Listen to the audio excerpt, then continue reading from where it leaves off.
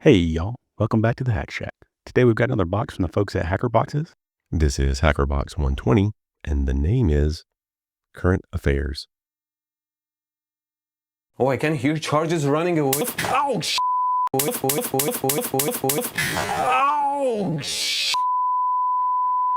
Let's get this on the bench and see what we have inside here. Here we've got some female 10 centimeter DuPont jumper wires.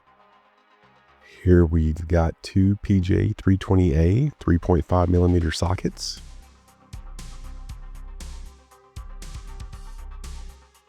Here we have an ADS1115 analog to digital converter module.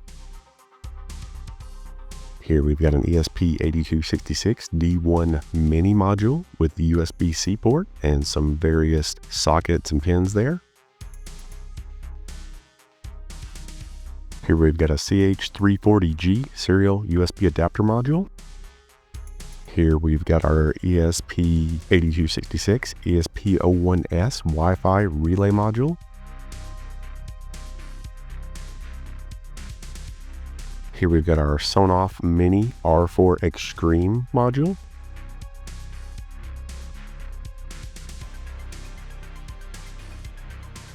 Here we have a SCT013 10 amp split core current transformer, and we've also got another one just like it in the other box.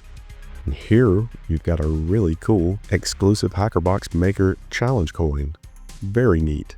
That's really nice. And here we've got our exclusive Current Affairs power monitor PCB. Pretty nice looking PCB here. Speaking of PCBs, this video is sponsored by PCBWay. If you've ever wanted to get your own board made, PCBWay makes the whole ordering process really straightforward, even if it's your first time. Right now, they're having their big Christmas sale with some great holiday deals. There are great discounts to be had across the board on all the services they offer. Plus free solder mask upgrades on colors like purple, matte black, and pink, which is always fun if you want your boards to stand out. They're also running a ton of coupons during the sale. If you've got a project planned for the holidays or New Year, check out their Christmas sale. The link is in the description.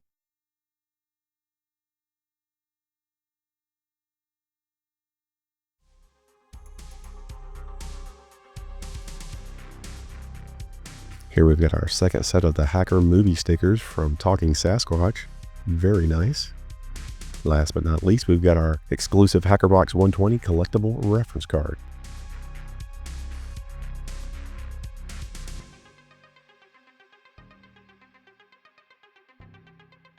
Just like they always do, the folks from Hackerboxes have included a great set of instructions here available on Instructables. I have a link to that in the description. Even if you don't have the Hackerbox, you might find it pretty handy. All right, the first thing the Instructable tells us to do is make sure we've got the Arduino IDE environment installed. So get that installed if you don't have it already. And then it advises us to go to File, Preferences on the menu bar. And then you're going to take this URL like the one I've got highlighted here, and we're going to paste it into the additional URLs area. And you can have multiple URLs in there. They just need to be separated by a comma. And after that, you want to go to Tools, Board, Board Manager, and select ESP8266. And you want to click the install button if it needs to be installed. And you can see in my case here, it was already installed, so I didn't need to do that. After that's finished, you want to go to Tools, Board, ESP8266, and then look for Lowland Wemos D1 Mini Clone. And also make sure to select the USB port under Tools, Port, that lines up with what showed up when you plugged yours in. Then you want to open File, Example, Basics, Blink. Then you want to hit the arrow to compile and push that to the board. When that's finished, the blue LED on the MCU module next to the antenna should be blinking slowly. As you can see here, that seems okay. Okay, next the Instructable tells us we can go ahead and assemble our Current Affairs power monitor. You can see I'm using a breadboard here to hold the pins straight while I solder them in. And you'll notice here, instead of putting that straight to the board, I'm going to make use of some of these sockets, because if I'll use this in the future, I want to be able to easily replace this ESP8266 if it has a problem. So I just went ahead and did that, even though that makes it sit up off the board a little bit. There aren't any real specific instructions in the Instructable about the assembly process. It just says essentially make it look like the picture. So that's what I'm doing here. using our good friend Blue Tack to help hold that in place.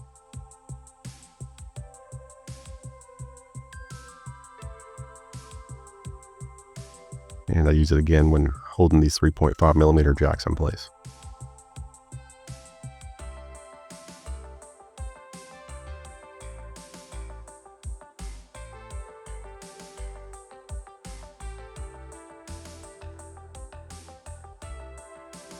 After getting it together, I use a little bit of alcohol and brush it off to clean some of that residue off. You may notice the Instructable has some notes here about these address selection jumpers on the back, but as it comes in the kit, if you're just using the first one, you don't need to worry about those jumpers. Those only come into play if you're going to add more channels to this thing.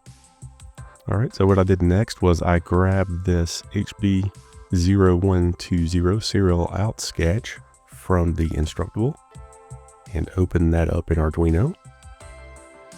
Then, like the Instructable says, I search for this ADS1X15 library inside the Arduino library manager. You want to make sure to get the one from Adafruit, and when you click install there, it's going to pop up. You want to make sure you install all to make sure you get any dependencies that you need. Once that finishes, you should be able to compile and push that to your board.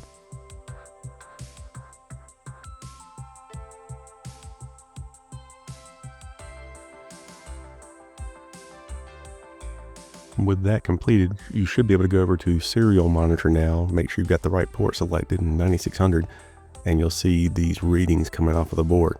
Now, of course, at this point, I don't have the sensor hooked up, so everything says 0 as expected.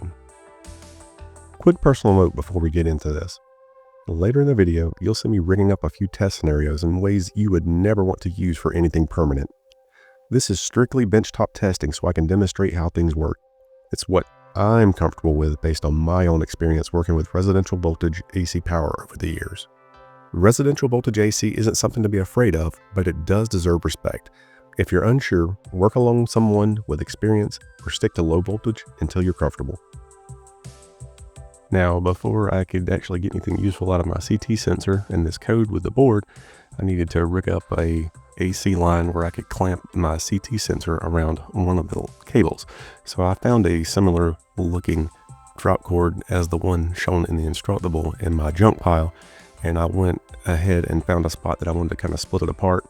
And again, if you do this, you do it at your own risk. I'm doing this at my own risk. I didn't nick the cable, but I'm super paranoid, so anything that looked like it was even remotely possible where I split it, I put a little extra black tape there, electrical tape, to make sure that no conductor was exposed. Once I had that done, I clamped my sensor around it, and then I went and looked for a suitable load to try to see if I could get some numbers there on the serial output. So the first thing I grabbed and tried out was a clothes iron that I found. And you can see the minute I turned it on there, look at that, it's showing 6.5 amps in that J1 position. I was just looking to see if I got anything at all at that point, and it did register something, but there was a small issue with that, and I'll get into that shortly. I wanted to have something to compare it to, so I grabbed this old clamp meter I had on the bench that I haven't used in forever, and found an old 9-volt battery so I could juice it up. And then I could go about comparing what I was getting from the PCB kit versus this meter to see if they lined up okay. Now the standalone meter here is saying 12 amps. And Jamie from the future here. Now, one thing I was wondering at first at the time was why there was such a big discrepancy. But of course, duh, if you've been paying attention, you'll know that the current transformer that we have in the Hackerbox, these are only rated for 10 amps. So when we hit it with that 12 amps, when that iron is running full tilt, it's saturating the core. So the reading is not going to be accurate at all. And that is why we were seeing the big discrepancy there. So what I dug out to try next was this hair dryer, and I knew it might go too far, but it had a bunch of different low settings too. So I was going to start at the lowest possible setting, and we would compare what that looked like as I went up and up, adding fan speed and heat. So what you should see here is the J1 kind of going up, but they're still not exactly matching up. Like this says 1 amp and the PC there showing like, 0.762 amps. then the PC shows 1.4 amps when the meter shows 2 amps, and so on and so forth. Now, eventually I think I can make it go high enough to where it hits that saturation point again. Like this case, you see 5 amps versus 7.3. So I'm not sure if that would ever be exactly right. I don't know exactly how accurate this old meter is. I don't know exactly how accurate the CT is supposed to be that we've got going here, but that was a little bit closer, but it still wasn't perfect. But I didn't really spend much more time on it. I'm interested to see, what any of you all think out there. Once I did this and realized what I'd done, and I got these that were at least in the ballpark more, I kind of moved on to the next thing here. The next thing in the Instructable is showing this Sonoff Mini R4 switch here, smart switch thing. And I just want you to look. This is like one of the schematic things I saw in the documentation. And this is what I'm going to basically be trying to emulate on the bench here. And as I mentioned earlier in my warning, you're going to see some stuff here that looks sketchy. It's just for testing. It's just on my bench. I would not make a drop cord out of Romex. I would not terminate stuff like this. So if you're getting ready to get amped up about that, just cool your jets, because I'd never do that for some kind of thing that's going to be left connected up, okay? This is just to see if I can make this switch work. I just raided my parts bin from residential wiring stuff and grabbed a switch and some wiring. You can see here, I'm just going to put a little tape around this just to be sure that doesn't short out unexpectedly for any reason. Not sure if this passes voltage through or is just looking for it to be closed at this point on how it wants to work with the switch, but I'm just doing it at this point in the game just to try to be safe. And you'll see I'm going to get some wire here and I'll strip the ends off and I'll use my screwdriver and stick it into the, loosen the little connectors up, put the wires into the box there and tighten them down for the different positions.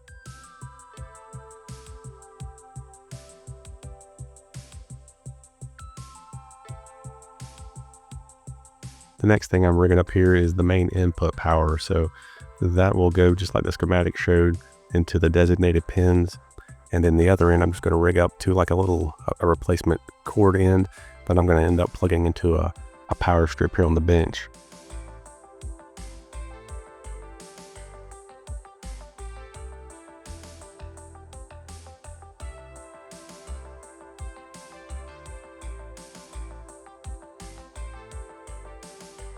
Now here you'll see maybe I'm adding a little extra complexity by using these connector types, and that's because I'm using one of these little pigtail bowl or lamp holders here, and that's got stranded wire in it. I don't want to try to fight that into the little switch here, so I'm just using that as a go-between for some solid pieces of wire here. This is where I'm going to connect the light, and this is the last thing I need to connect in here.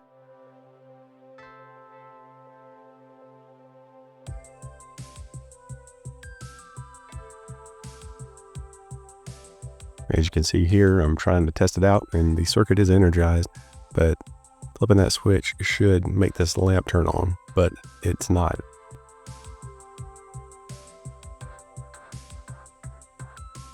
I checked all the connections and made sure that they seemed pretty solid and all that seemed okay. We can see right here that we are getting power into the switch, so things should be fine if all our connections are good. I even got my meter out here just to make sure I was getting my 120 or close enough to it input voltage, and you can see here that was fine. Now as luck would have it, I just didn't have the doggone bulb screwed in tight enough. How about that? So once I got that in there, it was working as expected and the switch was triggering it as expected. But that's not the fun techie part, right? There's an app you can get, and once that's all set up, you can use it to control the switch. And I think it'll work with a whole bunch of other different things. And if I'm understanding some of the things I'm reading, maybe things like Home Assistant or ESP32 Home could also talk to this directly as a gateway or something and control a bunch of other things, or you could set up scenes and things like that to have one event trigger multiple switch changes. It's pretty cool. I'm just barely scratching the surface here. I've got a couple of friends who are really into that whole home automation scene. I need to see if I can get them to come on here and share some of their knowledge with us. What do y'all think about that? Anybody interested in that? All right, so the next thing the Instructable is going to have us check out is this ESP01S Wi-Fi relay module here. It's kind of the DIY, more stripped down version of the thing we just played with. it's going to only switch what we wire up to the relay. It doesn't have a means by which to power itself and step down power for the ESP or anything like that. But if you were really deploying this and wanting it to do some AC switching, you would probably have to rig up some kind of adapter for the same AC that you're switching to actually power the microcontroller, probably similar to what is embedded within the Sonoff module we just looked at. And now this ESP does not have any onboard USB or serial, so we're going to have to use an outboard or an offboard USB programmer, and that's what this is going to be for us. And within the instructable, it shows you the wiring diagram to rig up, and some of these have multiple connections, so I'm just going to fly through here and you'll see what I ended up rigging up on my bench to make these connections possible.